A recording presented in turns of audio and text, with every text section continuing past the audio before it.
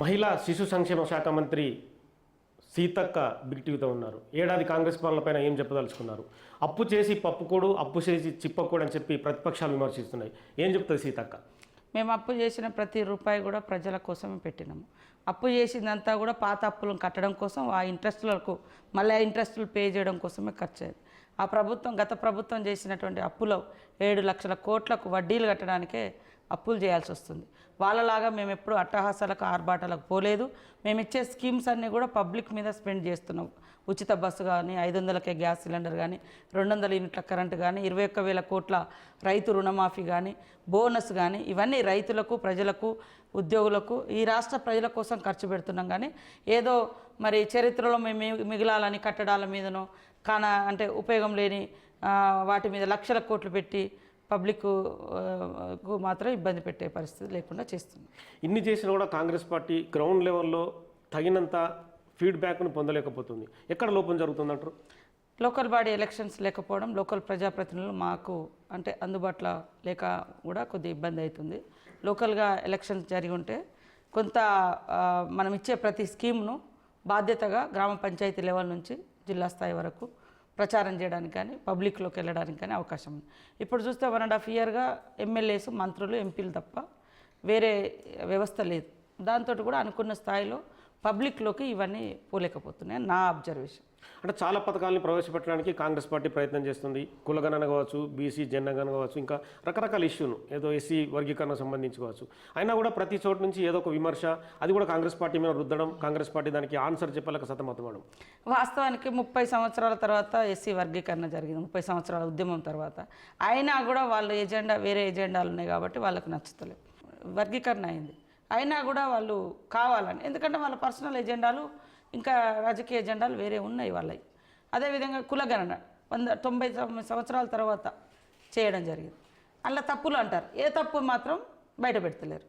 ఎందుకంటే బీఆర్ఎస్కు, బీజేపీకి మేము చేసినవన్నీ కూడా పబ్లిక్ రీచ్ అయ్యేటువంటి, వాళ్ళ ప్రజల యొక్క ఆకాంక్ష నెరవేర్చేటువంటి కార్యక్రమాలు వాళ్ళకు నచ్చవు. మేము ఏం స్కీమ్ మొదలుపెట్టినా వెంటనే రివర్స్ స్టార్ట్. అక్కడో ఇక్కడో కొంతమందికి కాకపోవచ్చు, రుణమాఫీ కానోళ్ళు ఉంటారు, లేదా కొంతమంది గ్యాస్ సిలిండర్ అందని వాళ్ళు ఉంటారు, కొంతమందికి కరెంటు కనెక్షన్ రానటువంటి వాళ్ళు, ఏది 200 యూనిట్ రాను అది ఉంటుంది. అక్కడ లోకల్గా కొంచెం సర్టిఫికెట్స్ కానో లేదా ఇంకా రకరకాలు ఏదో ఉంటాయి. వాటిని పట్టుకొని ఎక్స్పోజ్ చేస్తున్నారు. కానీ ఇంత బ్రాడ్గా, ఇంతగా గతంలో ఏ ప్రభుత్వం ఇవ్వలేదు, కేసీఆర్ ఇవ్వలేదు, మోడీ ఇవ్వడం లేదు. అయినా కూడా పదే పదే విమర్శలు. వాళ్ళు ప్రత్యేకంగా కొన్ని యూట్యూబ్ ఛానల్స్ పెట్టుకొని లేని ఉన్నట్టుగా, ఉన్నాయి లేనట్టుగా. ఎంత దుర్మార్గం అంటే వాళ్ళ ప్రచారం, అబద్ధాల మీద అబద్ధాలు. ఇప్పుడు మీరు నా దగ్గర వచ్చి ఫోటో దిగిపోయారు, మీ మీద ఏదో చిన్న ఆరోపణ వచ్చింది, సీతక్కనే చేయించిందంటే పెడతారు. అందులో ఏమన్నా అర్థం ఉందా? అంటే అది ఎంత ఘోరం అంటే, మొన్న మేము మేడారం పోయిన జాతర దగ్గర, ఆడ మినీ జాతర, పబ్లిక్ ఎక్కువ ఉండరు, ఆపాల్సిన అవసరమే లేదు. మీరు ఉన్నారని చెప్పి ఆపారని చెప్పి పెద్ద స్టోరీ. Just 10 minutes. నేను తర్వాత సిసి కెమెరాలు అక్కడ ఉన్నాయి. 10 మినిట్స్ 10-17 నిమిషాల నుంచి 10-27 నిమిషాలల్లో 2 గద్దెలు, సమ్మక్క సారలమ్మ గద్దెలు ఎక్కి దేవు తల్లులకు మొక్కులు చెల్లించుకొని ఆ గద్దెలకు చీరలు కట్టాలని మేము ఆ టైం తీసుకున్నాం.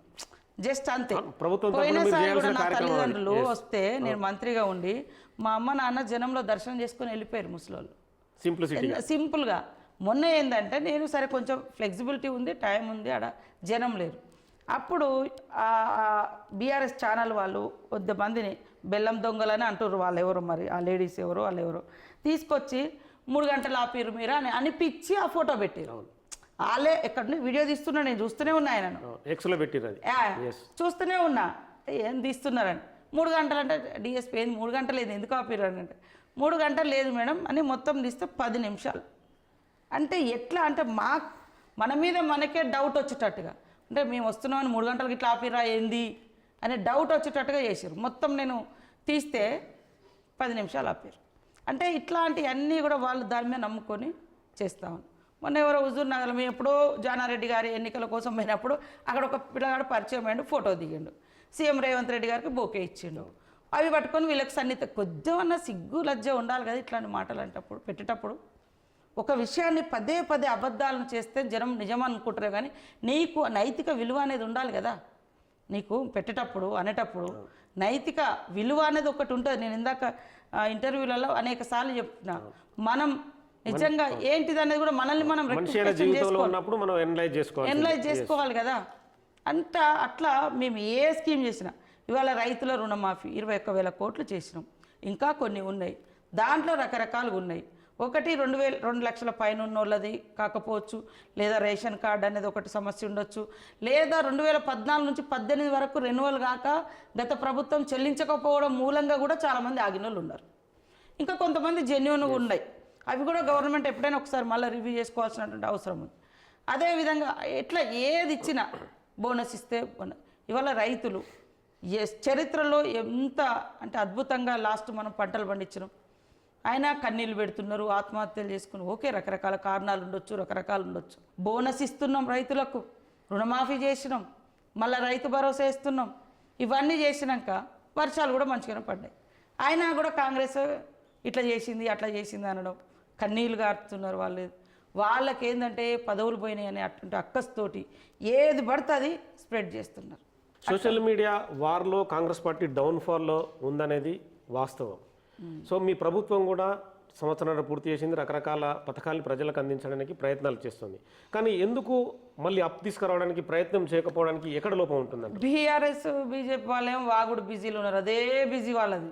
మేమేమో వర్క్ బిజీలు ఉన్నాం. ఊళ్ళల్లో ఈ స్కీమ్ ఓపెన్ చేయాలి, ఆ స్కీమ్ పెట్టాలి, ఈ వర్క్ ఓపెన్. మీరు చూడండి, వేల కోట్ల రూపాయల వర్కులు నడుస్తున్నాయి. రోడ్స్ కానీ, ఇన్ఫ్రాస్ట్రక్చర్ కానీ, మరి ఉద్యోగాలు కానీ, తర్వాత స్కీమ్స్ కానీ చాలా అద్భుతంగా నడుస్తున్నాయి. వాళ్ళు ఏంటంటే మొన్న ఎవరు నిన్న కేటీఆర్ అంటారు, 10 ఏళ్ళు స్వర్ణయుగం ఉండే, ఇప్పుడు అంతా గందా చేసి. స్వర్ణయుగం అయ్యా నీకుంది, నీ కుటుంబానికి ఉంది, ఎవరికి లేదు. స్వర్ణయుగం ఉంటే మరి ఎందుకు మారుద్దురు? స్వర్ణయుగం ఇస్తే ప్రజలు మార్చారు కదా, ప్రజలు మార్చుతున్నట్ట వాళ్ళు ఏదో చేసి తప్పు చేసినారు అంటారు. అది కూడా వీళ్ళ తప్పులు వీళ్ళు తెలుసుకుంటలేరు, తప్పులు చేసిరు అంటారు. కాబట్టి మీ తలకాయ కాళ్ళు ఎక్కడో ఉండేటవి, మీరు ఎక్కడ కింద భూమి మీద లేరు. 10 ఏళ్ళు మీకు స్వర్ణయుగం నడిచింది, పబ్లిక్ జరగలే, అందుకనే మాకు అవకాశం ఇచ్చారు. కాబట్టి ఇప్పుడు మేము అద్భుతమైనటువంటి స్కీమ్స్ పేదవాళ్ళు, అరే బస్సు పెడితే క్యాబరెట్ డ్యాన్సులు చేసుకోండి అని అన్నారు, బస్సు పెడితే ఆడోళ్ళు కొట్టుకుంటారు అంటే పెట్టొద్దు అని. అందుకని లేడీస్ అర్థం చేసుకోవాలి, ఈ స్కీమ్ ఎవరి కోసం పెడుతుంది. నువ్వు ఎక్కకుంటే ఎక్కకు, కానీ అవసరం ఉన్న వాళ్ళని కూడా తిట్టడం. ఇప్పుడు మీ ఇంట్లోనే ఉంటారు, మీరు ఇక్కడన్నారు, ఆడవాళ్ళు ఇంట్లో ఉన్నారు, ఎవరో చనిపోయారు, అర్జెంటుగా పోవాలి, లేదా బిడ్డ స్కూల్ కాడ ఏదో అయింది ఏడుస్తుంది, వెళ్ళాలి, రూపాయి లేకుండా వెళ్ళగలుగుతుంది కదా. ఇప్పుడు అట్లాంటి అర్జెంట్ అనేది ప్లానింగ్తో ఉండేది కాదు. అర్జెంట్ అనేది సడన్గా వస్తుంది, సడన్గా రూపాయి చేతులు ఉండదు, వెళ్తూ ఉంటారు. దాన్ని కూడా కించపరిచారు, అర్థం చేసుకోవాలి మహిళా లోకం. ఇవాళ గ్యాస్, ఇవాళ బీజేపీ నాయకులు గొప్పగా పెద్దగా మాట్లాడుతున్నారు, 1200కి ఇస్తారు. వాళ్ళు ఎందుకు తగ్గిస్తలేరు? వాళ్ళు భావోద్వేగాలతో రాజకీయాలు పొందుతున్నారు. కానీ వాళ్ళు 10 ఏళ్ళలో ఏమి ఇచ్చారు? వీళ్ళేమి ఇచ్చారు, వాళ్ళేమి ఇచ్చారు? మేము 56,000 ఉద్యోగాలు ఇప్పుడు ఇవి ఇచ్చినాం. రేపు మాకు మళ్ళీ అంగన్వాడీ దాదాపు 14-15 వేల ఉద్యోగాలు ఇవ్వబోతున్నాం. ఇంకా నోటిఫికేషన్స్ ఇస్తున్నాం. కారుణ్య నియామకాలు అనేకం చేపడుతున్నాం. అది కాకపోతే మేమేమో వర్క్ బిజీలో పరిగెడతాను, వాళ్ళేమో కూర్చొని నెగిటివ్ స్ప్రెడ్ చేసే బిజీలో ఉన్నారు. అనుభవించే ప్రజలు ఆలోచించాలి. ఎస్, నీ ఇంటికి గ్యాస్ వచ్చిందా, నువ్వు బస్ ఎక్కుతున్నావా, నీ ఇంట్లో రైతు భరోసా తీసుకున్నావా, లేదా నీకు బోనస్ వచ్చిందా లేదా ధాన్యానికి, గతంలో ఇవి ఉండేనా అని ఒక్కసారి ఆలోచించాలి. దరిద్రం ఏంటంటే 80% బీఆర్ఎస్ నాయకులు అన్నీ రైతు రుణమాఫీ అయింది. వాళ్ళే మళ్ళీ నెగిటివ్ స్ప్రెడ్ చేస్తున్నారు, వాళ్ళే అనుభవిస్తున్నారు, వాళ్ళే తిడుతున్నారు, వాళ్ళే పదవులు అనుభవించారు. కాబట్టి స్వర్ణయుగం అని అంటారు.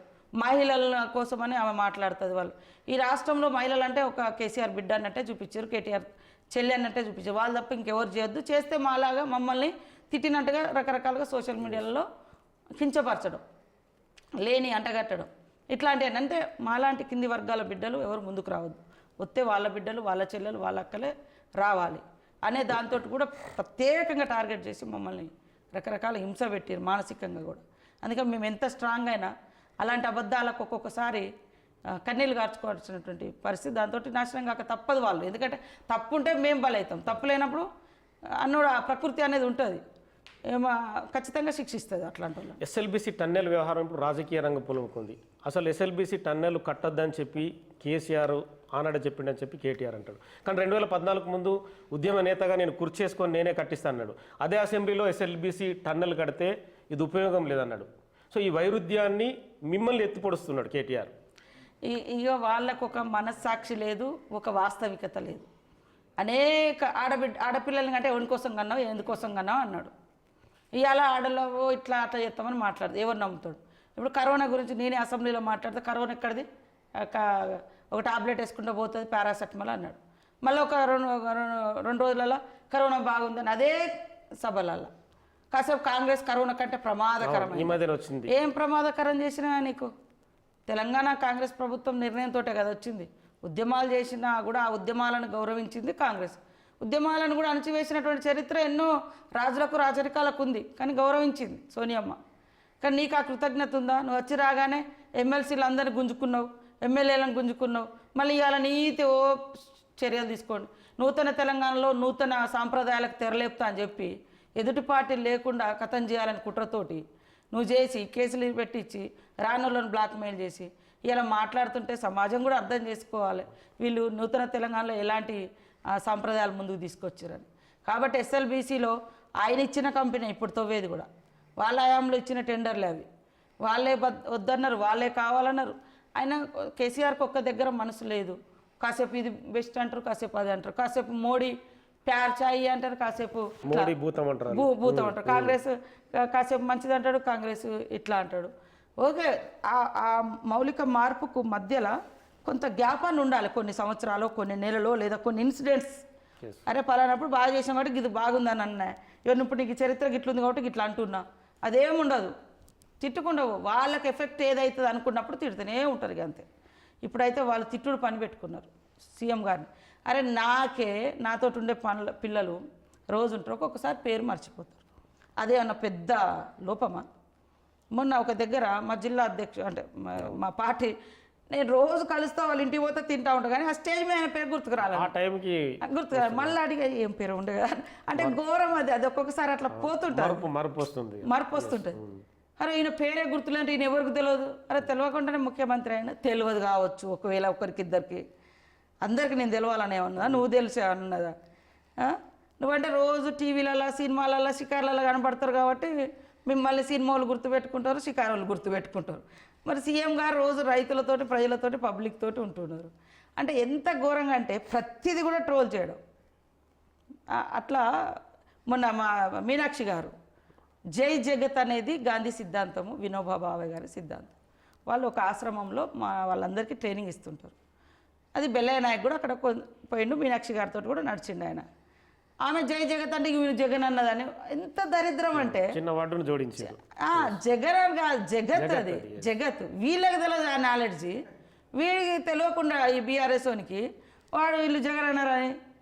ఎంత దరిద్రం, ఎంత దారుణం. ఇట్లాంటి విన్నప్పుడు ఎంత కోపం వస్తుందంటే నిజంగా అంత దరిద్రంగా ఉన్నారు వాళ్ళ బతుకులు. సరి చేసుకుంటే ఏమన్నా జనం గౌరవిస్తారు. జై జగన్ అనే అవసరము మీనాక్షి నటరాజన్కి ఏమన్నా అవసరం ఉందా? ఆలోచించాలి, కామన్ సెన్స్ ఉండాలి కదా. ఆమె జై జగత్ అంటది పూజ ప్రార్థన చేసేటప్పుడు కానీ, క్లాసులు ఇచ్చేటప్పుడు కానీ, భోజనాలు చేసేటప్పుడు కానీ. అది ఒక సిద్ధాంతం. ఆ సిద్ధాంతంలో ఆమె పనిచేస్తుంది. బెల్లయ్య కూడా అక్కడ ఆశ్రమం పోయి ఆ జగత్ నేర్చుకున్నారు కాబట్టి మేడం ఇది ఎక్కువ ఫాలో అవుతారని ఆయన కూడా ఆ రోజు మీటింగ్లో జగత్ అన్నాడు. జగత్ అనేసరికి ఎంత ఇట్లున్నారు ఇక. అందుకనే ఎలా ఉంది మీనాక్షి నటరాజన్ గత అంటే వచ్చిన వారం రోజుల్లోనే ఉరుకులు పరుగులు పెట్టిస్తుంది. కాంగ్రెస్ పార్టీ సవ్యమైన దిశగా అంటే మీరు అన్నట్టుగా కింది స్థాయి నుంచి మళ్ళీ పైకి అందరినీ కూడా మొబిలైజ్ చేస్తూ పార్టీ చేసే కార్యక్రమాలు, ప్రభుత్వం చేసే పనులు లోపలికి అంటే గ్రౌండ్ లెవెల్కి వెళ్ళే విధంగా మీనాక్షి నటరాజన్ పాత్ర పోషిస్తుందంటారా? తప్పకుండా. ఆమె గ్రౌండ్ నుంచి వచ్చిన కార్యకర్త, ఒక చిన్న స్థాయి నుంచి వచ్చిన కార్యకర్త, పార్టీ ఐడియాలజీకి అంకిత భావంతో వందలాది మందికి ట్రైనింగ్స్ ఇచ్చే ఆశ్రమాలలో కూడా ఆమె కొన్ని సంవత్సరాలుగా ఆశ్రమం అంటే ట్రైనింగ్ సెంటర్ నిర్వహిస్తూ ఉంటారు. సో ఆమెకు చాలా అద్భుతంగా తెలుసు. ఆమె ఐడియాలజీని, ఆమె సిద్ధాంతాలు అన్నీ కూడా కాంగ్రెస్ను బలోపేతం చేస్తాయి. మరొక 100 ఏళ్ళు కాంగ్రెస్ ఐడియాలజీ భవిష్యత్ తరాలకు అందించేటువంటి దిశగా ఆమె పనిచేస్తుంది. కాబట్టి దయచేసి మన అవసరాలు మన స్వార్థాలు ఆమె మీద రుద్దకుండా ఆమెను పనిచేసుకొని ఇవ్వాలని నేను కాంగ్రెస్ పార్టీ శ్రేణులకు కూడా కోరుతున్నాను. ఏడాది పాలన దనసరి సీతక్కకు సంతృప్తినిచ్చిందా? ఏడాది పాలనకు సంబంధించి ఏం చెప్పదలుచుకుంది?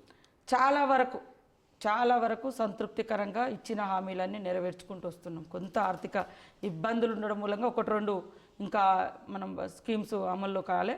కాన్స్టిట్యున్సీలో కూడా మేజర్గా పంచాయతీరాజ్ మినిస్టర్గా కూడా నేను కాన్స్టిట్యున్సీ కానీ నా శాఖలో కానీ ఇటు ఉమెన్ అండ్ చైల్డ్లో కానీ ఈ ఉమెన్స్కి సంబంధించి కానీ మేజర్గా మేము విప్లవాత్మకమైనటువంటి మార్పు. ఎందుకంటే మీరు అజ్ఞాతవాసి మహిళగా ఎన్నో ఏళ్ళు గ్రౌండ్లో ఉన్నారు, ఇప్పుడు ఒక మంత్రిగా చలామణి అవుతున్నారు, అందులో ఫైర్ బ్రాండ్గా ఉన్నారు కాంగ్రెస్ పార్టీకి. సో ఈ విషయాన్ని బేరీజ్ చేసుకుంటే ఏమనిపిస్తుంది మీకు? అంటే మీరు ప్రజల్లోకి నిత్యం తిరుగుతుంటారు, అంటే మీ ప్రాంతం కూడా అటవీ ప్రాంతం కావచ్చు, మీ పక్కన కలిసి మహిళలందరి దీనగాథలు ఎన్నో చూసి ఉంటారు. అందుకనే మహిళల్లో ఆర్థిక స్వేచ్ఛ, ఆర్థిక సమానత్వం తీసుకురావాలని ఏ చిన్న అవకాశం దొరికినా వాళ్ళకి ఎక్కడో ఒక చిన్న చిన్న బిజినెస్లు ఏర్పాటు చేసి ఫస్ట్ వాళ్ళ కాళ్ళ మీద వాళ్ళు స్వతంత్రంగా నిలబడాలనేది మేము సీఎం గారు లక్ష్యంగా పెట్టుకొని నన్ను అటువైపు ప్రోత్సహిస్తాను. 2 మెగావాట్ల యూనిట్ల కరెంటు విద్యుత్ ఇస్తూ ఉన్నాం.